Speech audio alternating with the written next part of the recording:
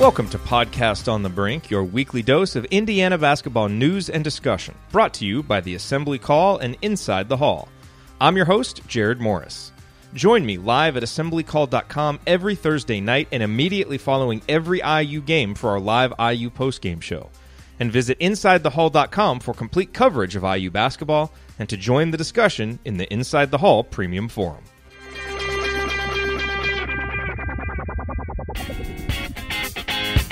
On this week's edition of Podcast on the Brink, it's me and Alex, and we have a wide-ranging conversation about pretty much all the pertinent topics out there right now about Indiana basketball. We talk about Juwan Morgan and the risk of him wearing down, especially if a guy like Deron Davis isn't able to come back and be healthy for games like what Indiana faces on Friday against Maryland with a big man like Bruno Fernando. We talk about Romeo Langford and why Alex and I both think that there's still another level for Romeo to get to and how some of the recent trends kind of point to him maybe getting ready to get there and kind of explode and have that huge breakout game that we've all been expecting. We talk about Justin Smith and his improvement. We talk about Zach McRoberts and you know, kind of his struggles, what accounts for those, and what the future of his role in the rotation is, and many other topics about IU basketball. And then we also look ahead to that Maryland game on Friday. That is all coming on this week's edition of Podcast on the Brink. Before we get to that, I do want to say a few words about our friends and our sponsor, Home Field, at homefieldapparel.com. You will find the comfiest and most unique licensed IU apparel available anywhere. Home Field was started by an IU grad, and all Home Field apparel is designed and printed out of Indianapolis. With the Big Ten season now upon us, we are in the thick of it. You should check out Home Field's IU Basketball Champions tee featuring IU's 5 championship years, a feat that no other Big Ten school has accomplished. And since the weather is still cold, you should definitely check out that Tri-Blend t-shirt that I've been telling you about.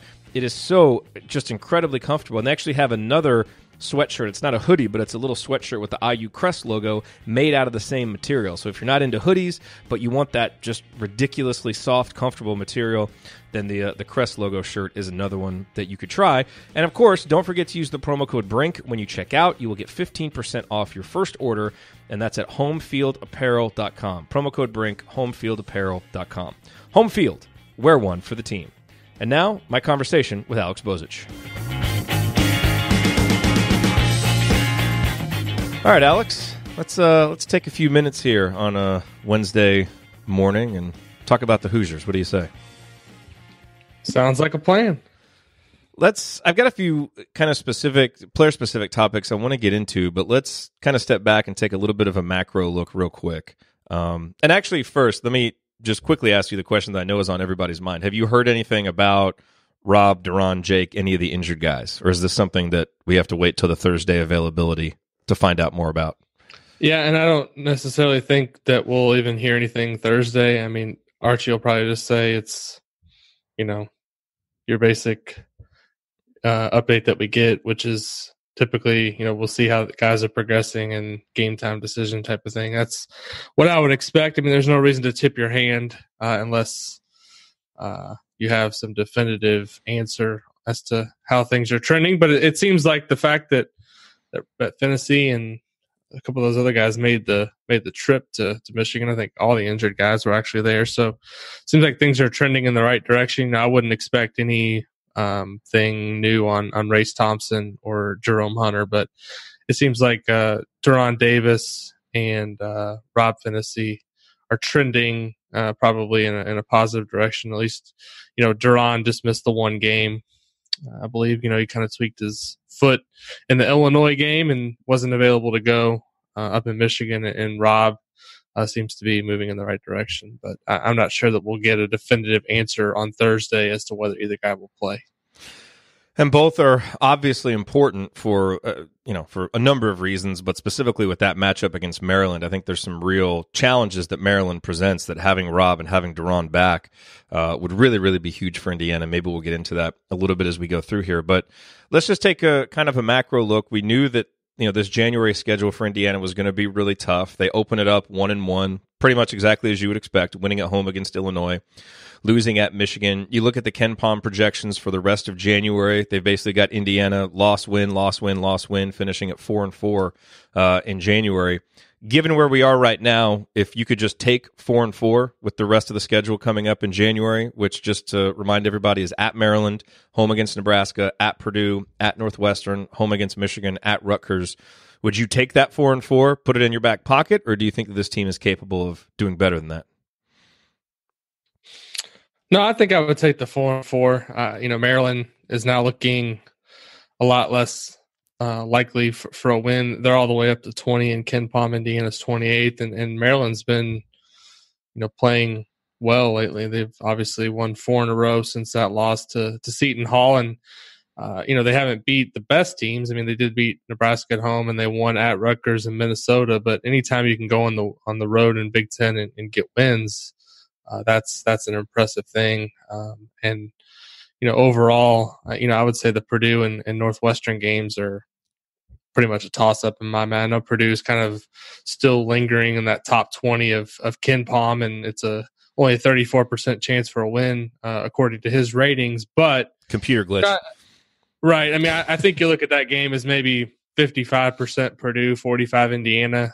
He's got it at 66-34 right now in favor of Purdue. But, I'm not buying Purdue as being a top 17 team right now, which is what he has them in. I think they'll continue to kind of fall down once, last year's ratings kind of, I think there's some point, isn't it in January, where last year's numbers completely fall off? Is that right? Something like that. Yeah. I don't know the exact time. But yeah, I mean, it's just a brutal stretch. I mean, the Michigan game at home is obviously going to be tough. Rutgers on the road is one you look at and say they need to win. But, I think, if you can split the next 6, you're doing pretty well for yourself.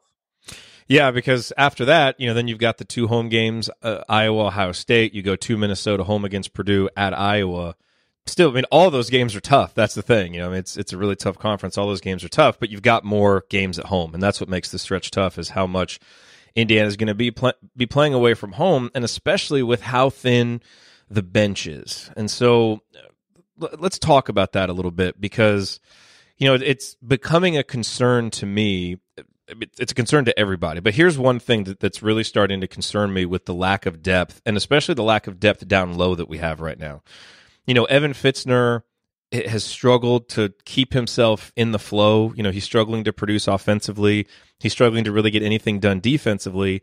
And then when Deron Davis is also out, not to mention that Race Thompson has just been out all year, and we kind of expected him to provide some depth down low, it places an immense amount of pressure on Juwan Morgan, especially defensively. And he's always got a big load to carry offensively, and doing it a lot out of the post, where he's having to battle for position and stay low. I mean, that's taxing physically. And then for him to also have to go over on the other end and for 25, 30 minutes when he's out there be banging against the other team's, low post player.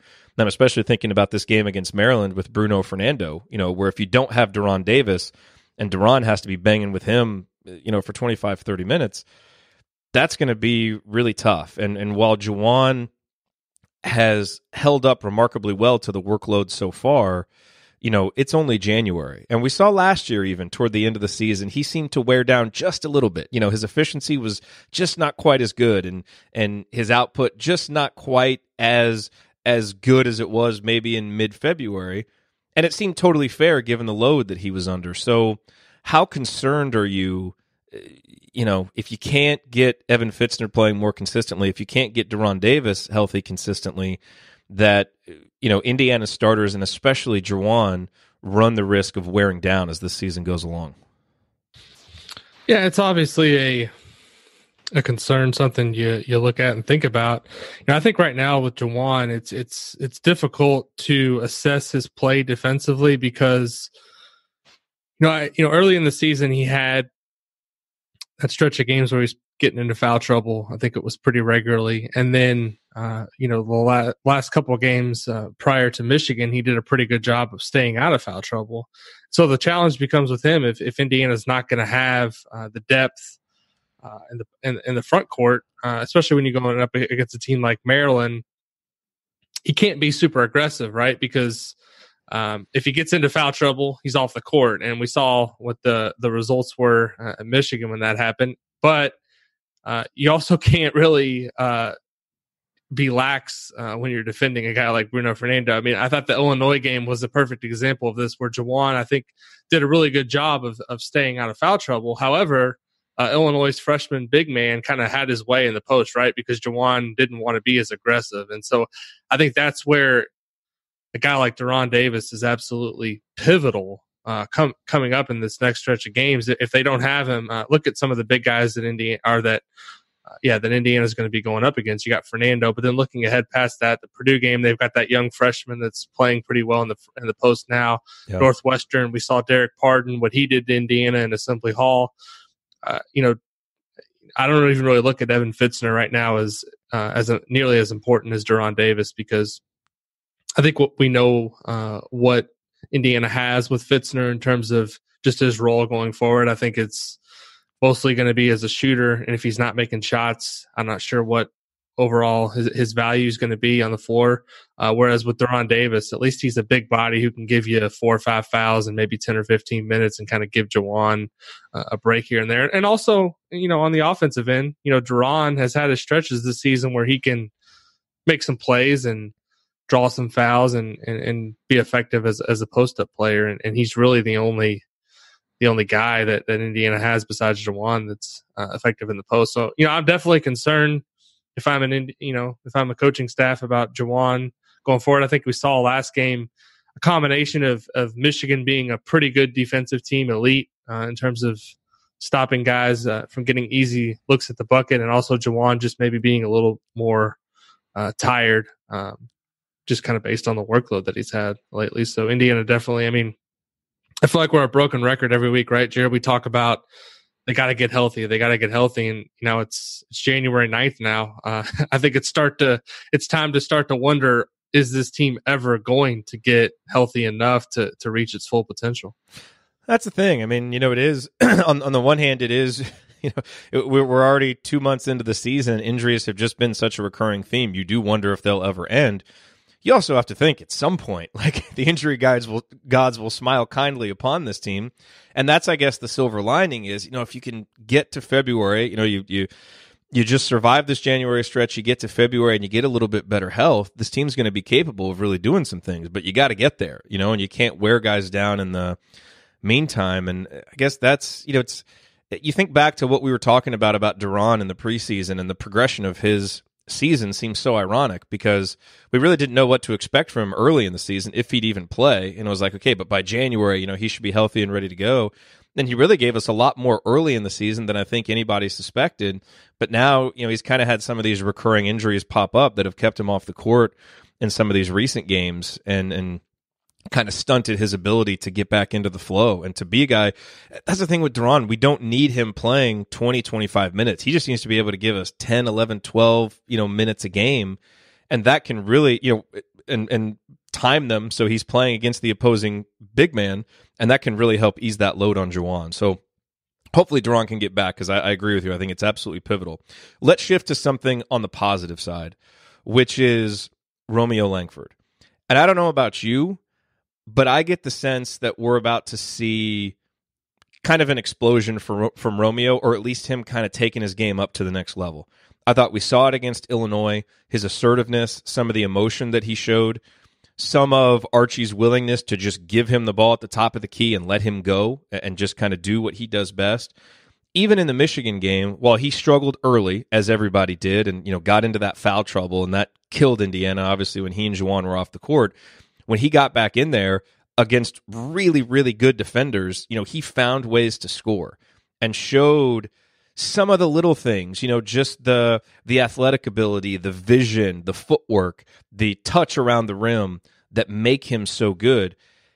And one other reason why I kind of think signs are pointing up is you look at his free throw shooting, it's getting a little bit, it's getting better. His 3-point shooting even getting better. He's made at least 1 3 in the last 3 games. I think he's 3 for his last 9, which isn't great, but it's certainly better than the 22.6% he's at for the season.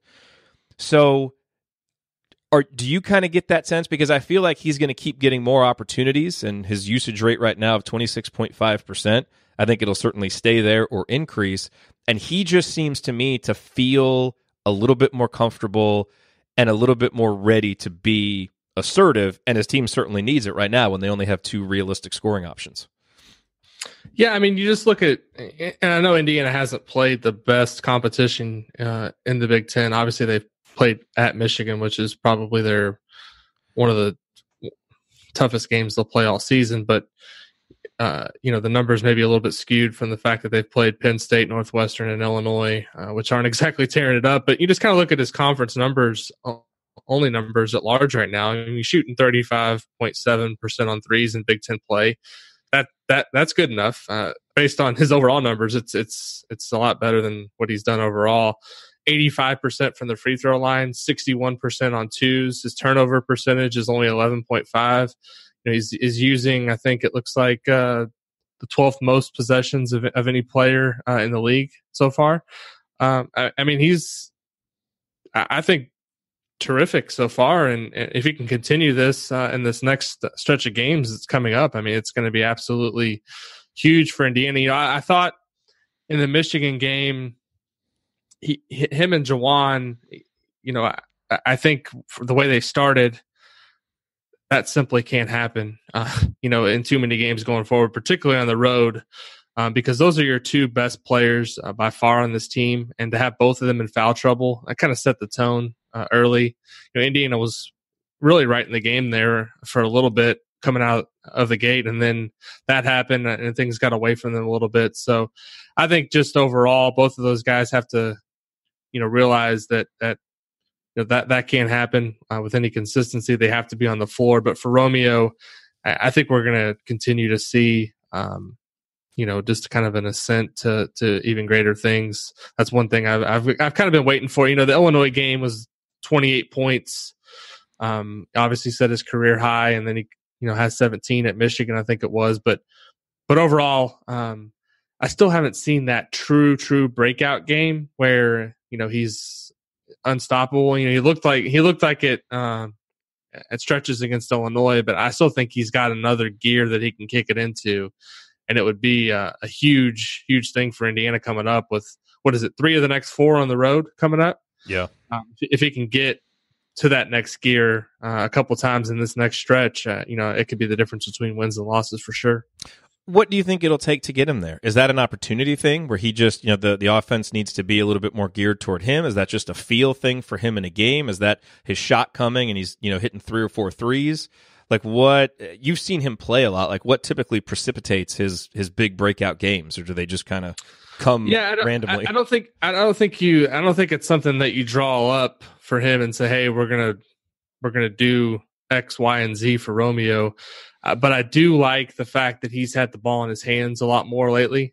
Obviously, some of that is Rob Finney being out, but I think that's something you can continue to do even when Finney returns, because Finney's been a decent spot-up shooter on threes. So, I envision more opportunities for Romeo having the ball at the top of the key and kind of being a facilitator for others when it makes sense. And also, just kind of driving to the basket, continuing to get fouled. But for Romeo, I've talked about this, I think some here and just a lot with people who have watched him play over a long period of time. And this is kind of what the consensus is that he's not a shooter in terms of, just kind of going to be a high percentage guy at all time. He's more of a scorer, more of a rhythm guy. So I think the most important thing for him is to kind of get his feet under him in a particular game, get a couple of shots to go, and that's when you kind of have to keep going to him. I think we saw it a little bit in the Penn State road game. We've seen it other times where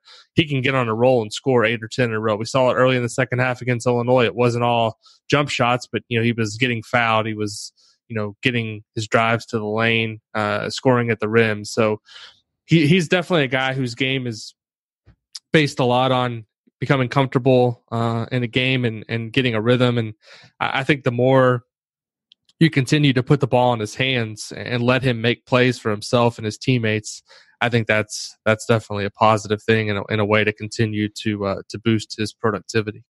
Another guy who it feels like is ready to take the next step offensively is Justin Smith. He really struggled early in the season. really on both ends at times. But his defense, really, I mean, he was, so good defensively against Penn State, had a good defensive game against Louisville. And really that part of his game has been so consistent. He was terrific on Ignas Brezdeikis on Sunday. And offensively, he's really gotten rid of the bad turnovers and kind of the forced shots. And so it's made him a lot more efficient. He's turned the ball over twice in the last 3 games total, and he's missed a total of 3 shots in that span. So he's really become more efficient. Now it seems like it might be time for him to become more prolific. And so what do you think is the path to that? Part of his progression offensively has been getting on the offensive glass. He's the second best offensive rebounder in conference games. That's really good. He's been finishing better around the rim. To me, it seems like, getting back to, doing more cutting to the basket, and being able to score that way. Archie talked about it. It was either in his post-game press conference or his radio show. Maybe it's time to, try running a few more things for him. What do you think it will take for Justin to take the next step offensively? And do you think that is the most likely path toward Indiana getting kind of that consistent third source of scoring that would really be helpful to Romeo and Juwan? Yeah, I don't know that I see him as being that third scorer. I tend to probably lean more in the direction of Finney when he gets healthy. I just think his offensive game is more well-rounded. He can obviously hit the 3, he can get in the lane a little bit. With Justin Smith, I don't necessarily know that anything really needs to change. I think right now his role is kind of falling in line with what it should be, which is a guy who's going to be I don't want to say lockdown defender yet, but he's grown a lot in that area, as you mentioned, since last year. He's getting close. He's getting in that territory. Archie talked about him being maybe as I think on the radio show being as improved of a defender as he's been around, and that's a pretty impressive thing because last year you look back at some of those early games last season from Justin, he was lost a lot of times defensively. So to see his growth there, I think has been impressive. But offensively, I'm not sure that what I guess the next step is for him, because I don't think he's necessarily a guy that you want to put the ball in his hands and tell him to go make a play. I think we saw that early in the season at times, and it didn't always produce the best results. I think the best thing you can do with him is get him in transition as much as possible, because if he's got a line to the basket, his athleticism is going to make him successful finishing plays more often than not. Anything he can continue to do to get on the offensive glass and opportunities that you can get him close to the rim where he can catch and just kind of go up and make a play, I think is going to be most beneficial to him. But to answer your question, I don't. And you can chime in here, Jerod, too, with your thoughts, but I don't necessarily know that I see it. We've talked a lot about Indiana needs this consistent third scorer. I think it's more Finney or Al Durham maybe filling that role than Justin Smith. Yeah, I don't think they need a third scorer, like a specific guy. But I do think they need a more consistent kind of source of points, and it would be nice if transition would be part of that. You mentioned transition. Indiana's been terrible in transition this year. You look at the stats on Synergy, they're close to the bottom 5th in the country in transition efficiency. Justin actually is the one guy who is finishing at an elite level in transition. Now, granted, he's not leading breaks. He's just finishing, and so you would expect him to have a higher efficiency. But having Rob Finney out has hurt that because he's been the best on the team at actually leading breaks. And so I think having Rob back, as you said, he's also a guy who's been a good spot-up shooter, has been able to find, his way to kind of 8, 10, 12 points a game, and he also helps in transition. So, to me, when you look for the offense to kind of take the next step, we talked about it for a while when Justin was struggling. Like, just simplify things on the offensive end, get back to doing what you do really well, which he has. And so I think maybe if there are, more opportunities for him to find offensive rebounds, to make cuts, get in transition, the things he does really well, even a spot up 3 here and there, because he can make those when he's open. That's where those points come from, not him with the ball in his hands, isolated on somebody. That to me, he's not ready for that. Maybe that's something he adds as a junior. And I think that's helped Indiana's offense become more efficient. So do you at all think, because I know I've heard a few people talk about, maybe it's time for Indiana to start shooting a few more threes. as a way to improve the offensive efficiency. Because what's the exact number? They are, in terms of three-pointers, in terms of the percentage of their points that come from threes, they're 326th in the country. Percentage of points from twos, they're 11th in the country, and they are, fourth in the country in two-point field goal percentage at 59.2%, but a still respectable 36% from three-point range. And you've got Juwan shooting 44% from three, Al shooting 41.5%, Rob shooting 44.8%. You've got some guys, Fitzner at 41.7%, although he hasn't taken many recently. You've got some guys that have hit at a decent clip. Do you think Indiana should take more threes, probably at the expense of their percentage? They surely won't shoot the same percentage, because I think part of the reason the percentage has been good is their shot selection has been, for the most part, really good, and they've taken good shots, and they've, quote unquote, what we would call good shots in kind of the old school of basketball. Now pretty much any three that you hoist up in some circles is considered a good shot. Do you think there's more meat on the bone for Indiana to find more opportunities for threes as a way to maybe squeeze an extra 2, 3, 4 points out a game, even if you drop the percentage some and have a few more empty possessions? No, I don't. I mean, I guess it depends on the game and the situation and how things are going. But I look at the Michigan game. Correct me if I'm wrong, Jerod, but they had the second best offensive efficiency game against Michigan this year for a team. Is that correct? I believe points per possession. I believe that's true. So that game specifically, it was more an issue of they were carved up defensively. If they took care of the ball well, they finished not as well as normally, but you expect that going against a team like Michigan, who's elite defensively. I still think this team is going to win games by playing hard-nosed defense, getting good shot. I mean, you look at their shot charts, and I've looked at this a little bit. I think there's some data on Synergy you can look at, kind of where they take most of their shots. They're getting great shots, right? So when they do take threes, they're good shots, and they don't take a lot of mid-range shots at all. They're pretty much exclusively threes or shots close to the rim or in the lane, which is a recipe for success. We've talked about this a lot. I don't think they need to shoot more three-pointers. I think they need to continue to cut down on the turnovers. And hopefully what happened at Michigan is the start of a stretch where they can kind of get the ball rolling downhill on that. Because if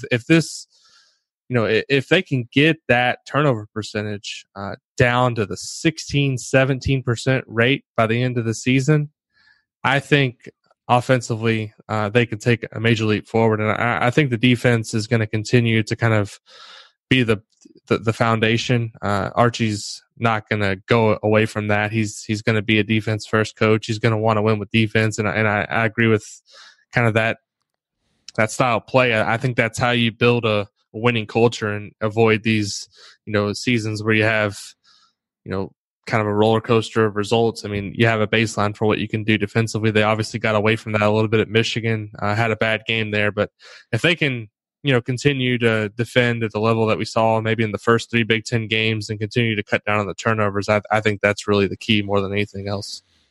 I think I agree with you. I think especially with the makeup of this team, they've got capable three-point shooters, but not really any volume three-point shooters. Like Romeo could be that if his percentage was a little bit better. He's kind of got the mentality for it, but I think the way that the offense is set up has been, I think it's pretty well designed around this particular, set of talent. So I agree with you. I think there's a bigger opportunity at protecting possessions, reducing turnovers, than really trying to change the shot profile of the team. Now, that said, I would love for this program in the future to be, more comfortable shooting more three-pointers, but that's something that you change over time with how you recruit and things like that. But for this particular roster, I think for the most part, obviously you'd love to get more open threes if you can, but I think for the most part, they're doing a pretty good job with that.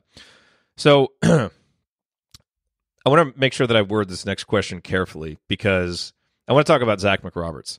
And I think everybody knows and feels the same way I do, the amount of respect and appreciation that we have for Zach, what he's meant for this program the last 3 years, what he's meant in the transition from, going from an offense-oriented program to a defense-oriented program, how he's battling through, an issue that, Archie said probably has him at 50 to 60% right now, his back issue. But if we just look at the reality of what's happening on the court, Zach is not himself. And he hasn't been himself defensively, and offensively, he's been even less willing to shoot than he was before. You mentioned in your 5 takeaways, he hasn't scored since the Duke game. He has only taken 5 shots in that time, and he didn't play in the Jacksonville game. In every other game, he's played at least double-digit minutes, often playing 20 or more minutes. So my question to you is, with him not necessarily being at an elite level defensively right now and being even less of a factor offensively than it was before, what is the realistic future of him in the rotation? I mean, I don't think he's going to be out of the rotation. He's a captain. He does still provide you with, solid defense and doesn't make a lot of mental mistakes. But it used to be that he wouldn't give you a ton on offense, but man, he would lock somebody down defensively. And so it was kind of like you kind of broke even, or because of his defense and the steals that he would give you in the activity, it was a positive. Right now, despite his best efforts, it's just not happening. Like, does there ever come a point where you say, maybe you give Demezy some of those minutes because at least he gives you a threat offensively, but his defense is struggling? Because right now the options are limited. I get that. I guess I'm just asking you, and part of it's going to be based on who comes back and gets healthy. What is the future, do you think, for Zach McRoberts' role on the team as we move forward? Yeah, I mean, as long as he can play, I think he's going to continue to be kind of a piece of the puzzle. Just because you look at the other options realistically right now, okay, throw Jerome Hunter off the table, obviously, and Race Thompson, I feel like it's unlikely that he's going to be able to contribute in any significant way. And we're kind of to that point now in the season. I think we talked about this maybe 2 or 3 shows ago, Jerod, where I said I wouldn't be shocked if he came back, but I just don't know that, you throw him in the mix in the middle of the Big Ten season after he's only played in 1 game. So that kind of brings you to what are the other options, right? I mean, Rob Finney comes back. That obviously helps with the depth overall. Deron Davis as well. But Demezy Anderson, I feel like a lot of times the solution when something isn't going well, the first thing they say to is, all right, well, play Demezy Anderson more, play Clifton more, play Jake Forrester. But what we've seen of those guys so far doesn't suggest that they're an upgrade in any way over what Zach McRoberts can provide. Now, McRoberts obviously is no threat right now offensively, and maybe not as good as he once was defensively. However, he's not really a guy that's going to beat you doing things that kind of go against the system and what the coaching staff wants to execute. And there's a level of trust with the staff that, even if he's only 50 or 60%, that he can, at least hold his own out there. So it's not a great situation. I feel terribly for Zach because he's a competitor. He's a really good, by all accounts, a really good kid and someone that wants to be out there. And obviously a back situation is very painful and tough to play through. And this is kind of his last go, right? So I expect him to continue to try to grind it out and be out there as much as possible for his teammates and for the fans and for the program. But, the whole play Demezy Anderson narrative or play other guys more, I just think that's kind of a lazy way to look at things, because if those guys deserved a bigger opportunity to play, I feel like we would have already seen it, right? The coaching staff is with them every day in practice. They know as much as anybody, and I don't think Archie Miller is going to just play somebody out of loyalty over somebody else that he thinks gives them a better chance to win. So right now, I think of the options, Zach McRoberts gives them the best chance. Now, I do think if and when Finney and Davis are back, maybe his minutes go down some. But right now, it is what it is in terms of the health of this team, and I would expect to see some role for Zach McRoberts, even if it's a little bit reduced going forward when some of these injuries kind of resolve themselves. But I just don't see a scenario where he's going to be left out of the rotation, nor do I think he should be. No, I agree. He will definitely have a role. I guess the big thing that I would love to see from him, and again, I don't know how much the back is affecting his ability to shoot or to do certain things. But I think what could help him offensively, he's got to reduce his turnover rate. That's one thing that he's always been good at, that he's doing more this year. He had that terrible pass against Michigan that led directly to 2 points. His turnover rate right now in conference games is 59.7%. And I know that's a small sample size, but it's 32.2% overall. Given that he's not giving you anything, from a shooting perspective, you can't have that. So hopefully, as he gets a little bit more comfortable and maybe figures out an equilibrium for how he's got to play with the back issues that, from everything I hear, are just going to persist throughout the season. There's probably not going to get better. He's just going to fight through it. Hopefully he can find a way to be a little bit more solid offensively, so he's at least not taking anything off the table there. And if he gets open, just shoot it. At some point, even if he's missing some of those, just being a threat will help to space the floor some when he's out there, and give Juwan and give Romeo a little bit more space to operate. There's not an IU fan out there that isn't rooting 100% for him to have the absolute best finish to the season. But hopefully having Rob and De'Ron back can limit his minutes, and maybe he'll be more effective in an even more limited role where he can go out there, really play hard for a few minutes, get a break.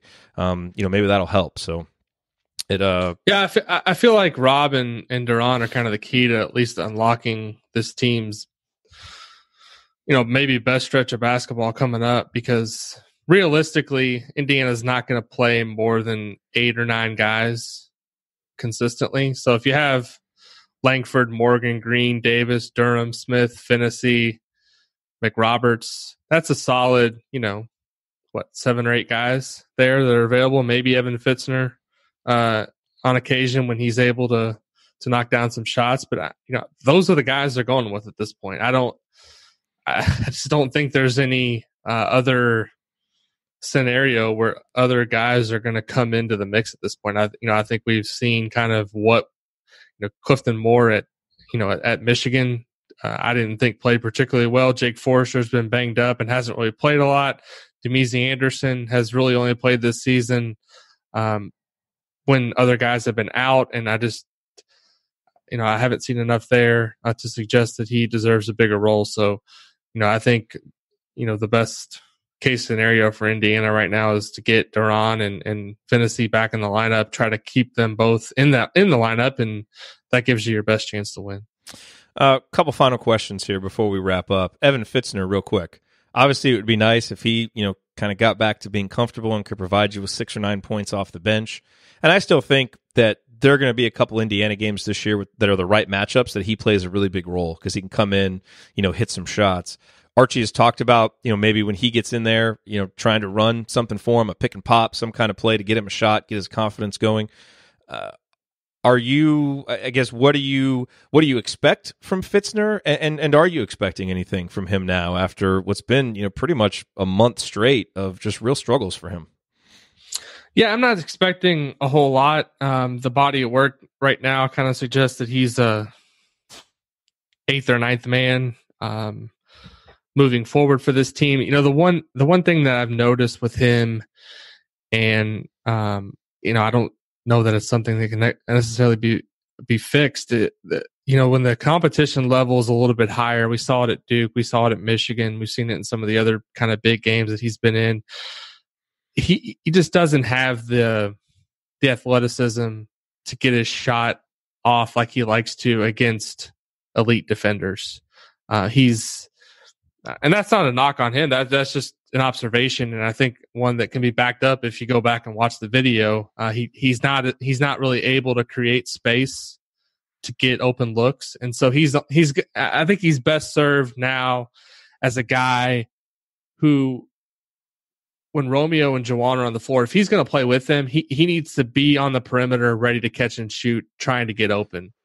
Otherwise, I think Ben's talked about this a little bit, and you don't want him clogging up any space on the court. And you if you're going to utilize him, get him open, because he's not going to be a guy that, if it's a tight situation, that's going to be able to easily get off a shot. And I don't think he's necessarily comfortable taking highly contested threes. That's just not kind of what his MO is. If you watch the Marquette game, when he was open and had a chance to step into a shot, had a little time to get it off, he was successful. But if he's got someone that's athletic closing out on him, or he's going to have to kind of make an uncomfortable move, that's not the best situation for him to be successful. So I do think there's a chance that he's going to have, a couple games where he comes in and knocks down 2 or 3 3-pointers. But Indiana's got to do what it can to put him in the position where he can get those shots and be open. Otherwise, he's just not a guy that's going to be able to create much for himself. It's also worth stating, if you look at his statistical profile over 4 years, including the 3 years he was at St. Mary's, his numbers right now for Indiana are right in line with what he produced at St. Mary's. His three-point shooting is at 41.7%, although I will say he was 7 of 7 in the Duke and Marquette game and is 3 of 14 in all other games, so it hasn't exactly been consistent three-point shooting, but the overall percentage is there. His defensive rebounding percentage, pretty much all the efficiency numbers are right there. He's using a fewer possessions. The issue, so for him, he's essentially come in and done this is what he was, and this is what he is at Indiana. I think an issue for him is that everybody kind of viewed him within the context of Max Bielfeldt and what Max Bielfeldt brought, and that was always an unfair comparison. So I just think it's important, for fans as we view what Evan is providing. I agree with you. I agree with Archie. I think there are ways to get him more involved, but let's be careful raining any of that criticism down on him because he's essentially come in and been who he is. And you can't expect a grad transfer to come in and completely change who he is. This is what he is, and he's bringing some shooting to the table. So hopefully we can find more ways to unlock that, and he becomes a more productive player. But I just think maybe some of the expectations, because of that comparison to Max, even because of some of the ridiculous shooting we saw from him in some of the exhibition games and stuff, set a bar that was always going to be a little bit unrealistic for him to attain. Yeah, I mean, I don't think he deserves any criticism. I agree with you. I think he's kind of performed to the levels that most reasonable expectations would suggest that he would. I just think if he's going to play regularly, he gives up a lot on defense. And again, that's not a criticism of him. He's just not as good of a defensive player as some of the other guys that play in front of him.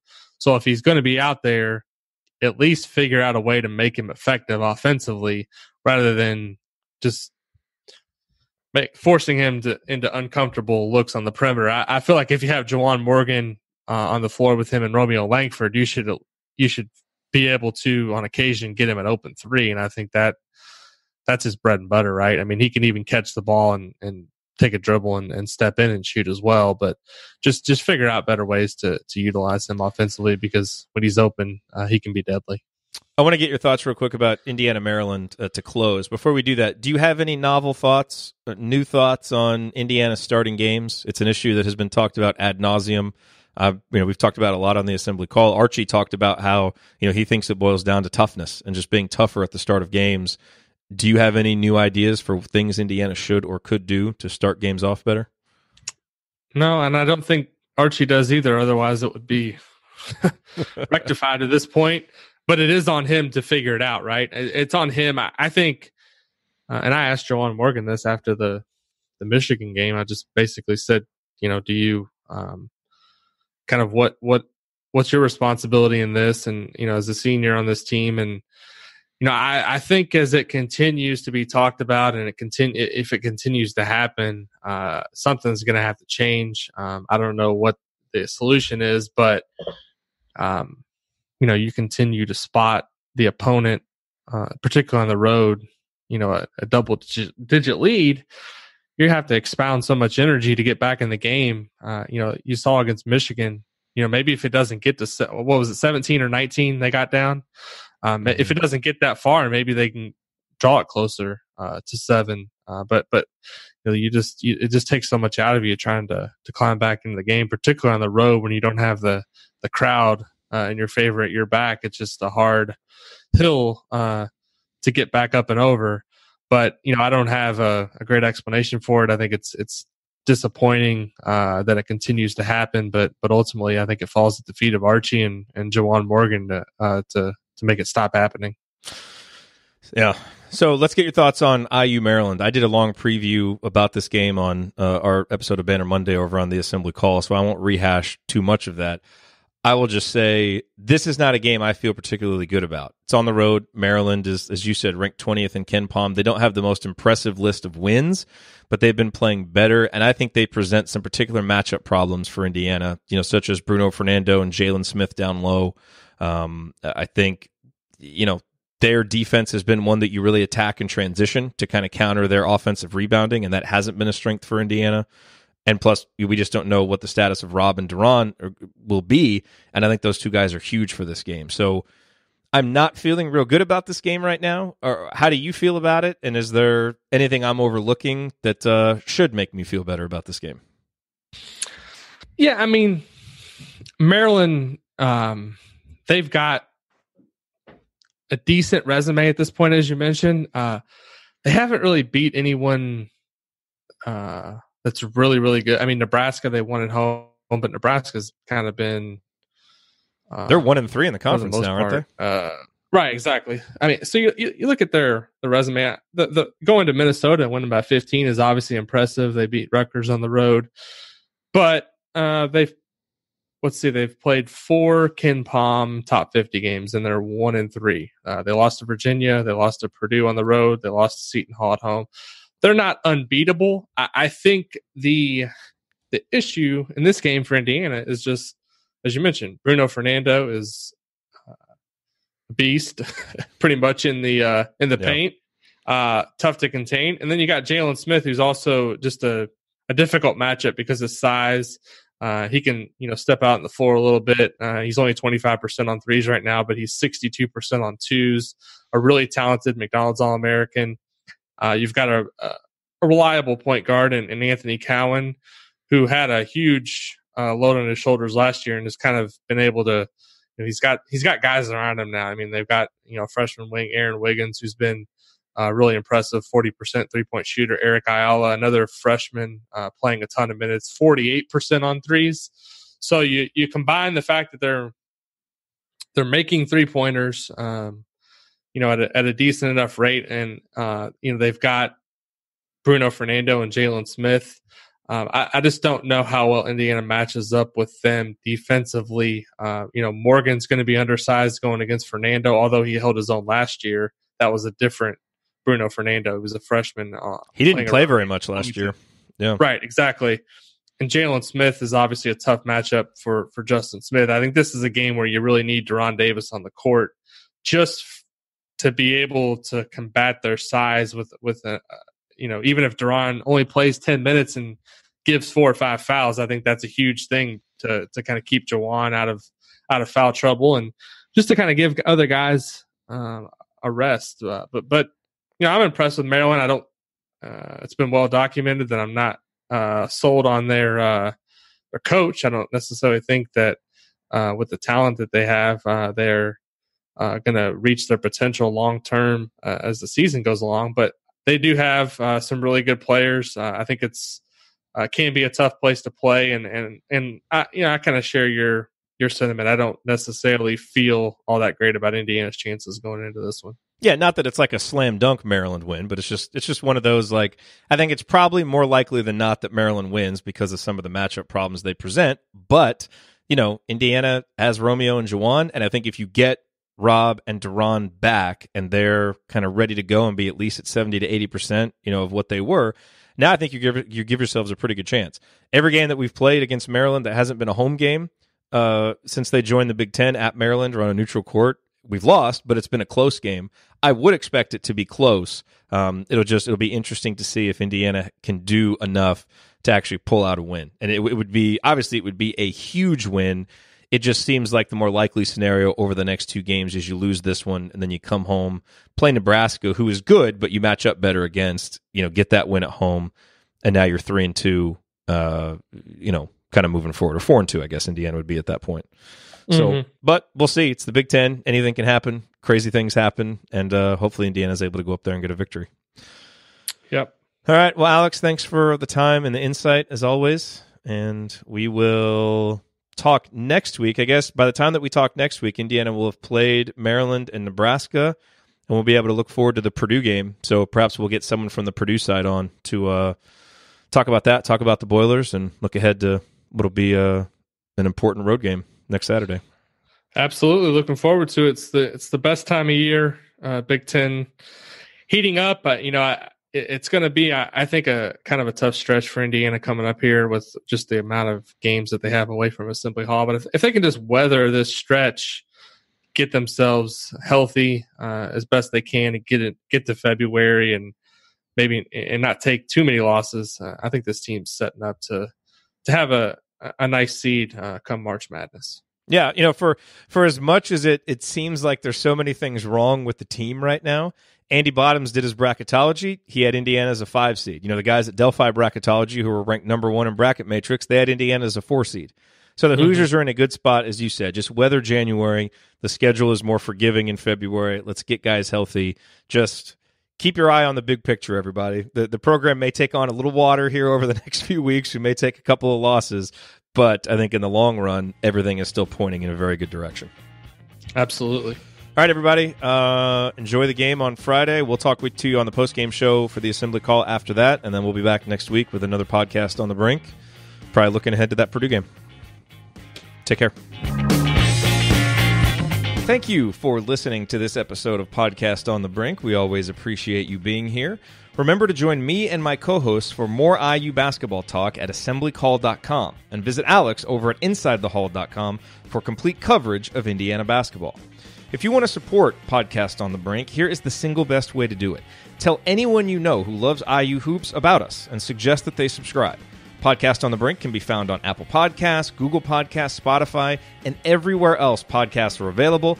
Tell your social media followers, email your friends, text your family members. For weekly discussion about IU basketball, they need to be subscribed to Podcast on the Brink. We'll talk to you next time. Go Hoosiers.